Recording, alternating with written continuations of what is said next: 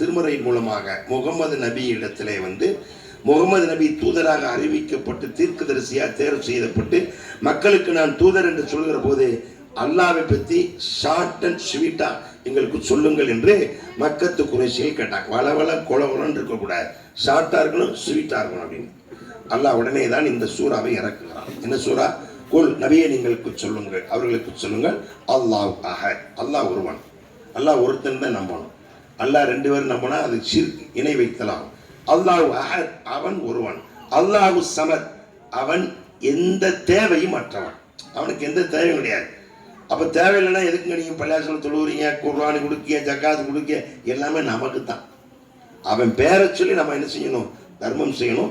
அவன் பேரை சொல்லி தொழுகணும். அவன் பேரை சொல்லி ஹஜ்ஜுக்கு போகணும். அவன் பேரை சொல்லி ஜக்காத்து கொடுக்கணும். அவன் பேரை சொல்லி நோன்பு வைக்கணும். ஆனாலும் கூட அதுக்கெல்லாம் நமக்கு நன்மை தருவதாக வாக்களித்து விட்டான். அப்ப அவன் எந்த தேவை மற்றவன். வல்லாஹு கனி, அவன் பணக்காரன். வான்துமுல் ஃபுகரா, நாம தான் ஏழைகள். அவனுக்கு எந்த தேவையும் இல்லை. அல்லாஹு ஸமத், லம் யலித் வலம் யூலத், அவன் யாரையும் பெறவில்லை, யாராலும் பெறப்படவும் இல்லை. அவனுக்கு மனைவி மக்கள்லாம் இல்லை. இருந்துச்சுன்னா என்ன ஆகும்? கடவுளுக்கு கணவன் மனைவி பிள்ளைகளாக இருந்தா நிச்சயம் ரெண்டு, ஒரு எம்எல்ஏ ஒரு மந்திரியுடைய பிள்ளைகள் இருந்தானே என்ன அழிச்சாட்டியம் நடக்கும். ஒவ்வொரு ஆட்சியாளர்கள் காலங்களில் பார்க்கத்தான் செய்கிறான். என்னது ஈசிஆர் ரோட்டில் காரை வச்சுக்கிட்டு பெண்களை வச்சுக்கிட்டு அழிச்சாட்டி பண்ணுறேன், அந்த மந்திரி மகன், இந்த மந்திரி மகன், இந்த எம்எல்ஏ பேர், அந்த மாவட்ட செயலர், இப்படிலாம் பார்க்குறோம். கடவுளுக்கே 2 பிள்ளைகள் இருப்பான என்ன ஆகும்? நாஸ்தி ஆகிடும். அதனாலதான் அவனுக்கு மனைவி மக்கள் எவரும் இல்லை, அவனுக்கு தாய் தந்தையரும் இல்லை. லம்யலே வளம்பி வளம்ய குல்லவு குஃபனாக, அவனுக்கு நிகராக வேற எவனுமே கிடையாது. அவதான் சூப்பர் பவர். இன்னல்லாக அலா குல்லி செய்கிறது, அவன் அனைத்து வஸ்துக்கள் மீதும் சக்தி உடைவான் என்பதை இந்த 2 வரிகள் அழகாக இறைவனுடைய இஸ்லாமுடைய கடவுள் கொள்கையை எடுத்து சொல்கிறதே பார்க்கணும். அந்த அடிப்படையில அந்த அல்லாஹ் அவன் திருமறையில சொல்ற, நபியே அல்லாவே அவங்க ஏற்றுக்கிட்டானா உங்களை பின்பற்ற வேண்டும் என்று சொல்லுங்க. பத்தவை உனின்னு சொல்லுங்க, என்னை பின்பற்றுங்க. அந்த தூதரை பின்பற்ற வேண்டும் என்று சொன்னால், தூதர் சொன்ன எல்லா விஷயங்களிலேயும் என்ன இருக்கு? இந்த பூமியில ஒரு மனிதன் பிறந்து வளர்ந்து காலையில் விழித்து மாலை தூங்குகிறதை, தூக்கத்தில் இடையில் ஏற்படுகிற பிரச்சனை, எல்லா பிரச்சனைகளுக்கும் தீர்வை முகமது நபி அவர்கள் கற்றுத் தந்திருக்கிறார்கள். அந்த இதுல இந்த திருமணத்தை நமக்கு சொல்லி தந்திருக்கிறாங்க. எந்த திருமணம் அழிமையோ அந்த திருமணத்தில் வரக்கத், அந்த வரக்கத் இந்த மணமகனுக்கும் மணமகளுக்கும் இருக்க வேண்டும் என்று வாழ்த்து துவா செய்ய வருகை தந்திருக்கிறோம்.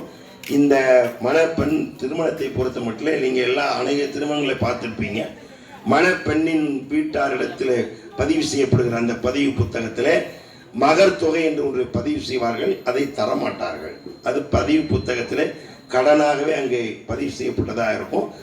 அவருடைய மரணத்திற்கு பின்பு அவருடைய வீட்டிலிருந்து ஜனாசாவை கொண்டு செல்கிற போது தான் போய் என்ன செய்வாங்க, பெண்ணிடத்தில் அது பேரம் பேத்தி எடுத்து கொள்ளு பேத்தியெல்லாம் எடுத்து எல்லாம் முடிச்சிருவோம்.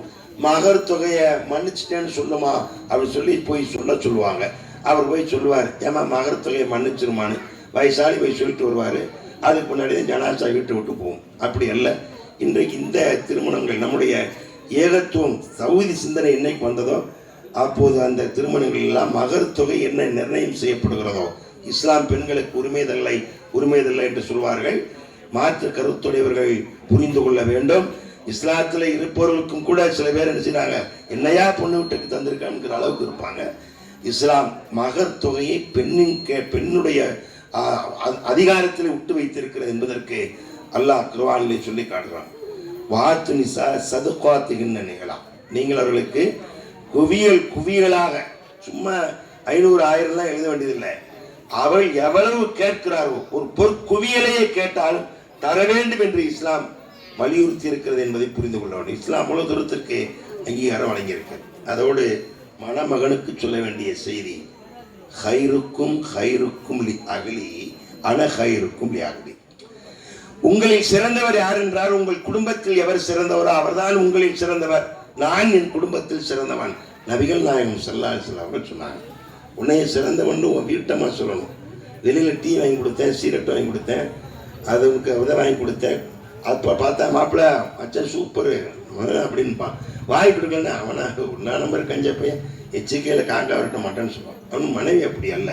என் கணவர் தங்கமானவர் என்று சொல்லுகிற வகையில் நீங்கள் நடந்து கொள்ள வேண்டும் என்பதற்கு நபிகள் நாயகம் ஸல்லல்லாஹு அலைஹி வஸல்லம் சொன்னார்கள், நான் என் குடும்பத்தில் சிறந்தவன். அப்படி சிறந்தவராக நீங்கள் உங்கள் மனைவியிடத்திலே நடந்து கொள்ள வேண்டும் என்பதை சொல்லுகிற அதே மாநபி ஸல்லல்லாஹு அலைஹி வஸல்லம் அவர்கள், இந்த மனைவி என்பவர் உங்களிடத்தில் ஒப்படைக்கப்பட்டிருக்கிற அமானிதம், அமானிதத்தை பேணி பாதுகாக்க வேண்டிய பொறுப்பு உங்களுக்கு இருக்கிறது. அது மீறுவீர்களானால் அதனுடைய விசாரணை மறுமையில் கடுமையாக இருக்கும் என்பதையும் கவனத்தில் கொண்டு செயல்படுங்கள். எல்லாம் வல்ல அல்லாஹ் இந்த திருமணத்தில் வருகின்றிருக்கிற எல்லோருடைய துஆவோடு இந்த மணமக்களும் மகிழ்ச்சியாக வாழ்வதற்கு அருள் செய்ய வேண்டும் என்று பிரார்த்தித்து நிறைவு செய்கிறேன்.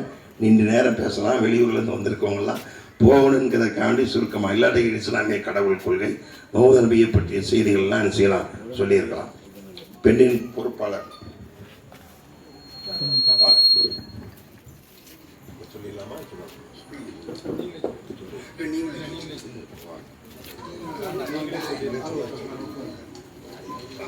சரி சரி.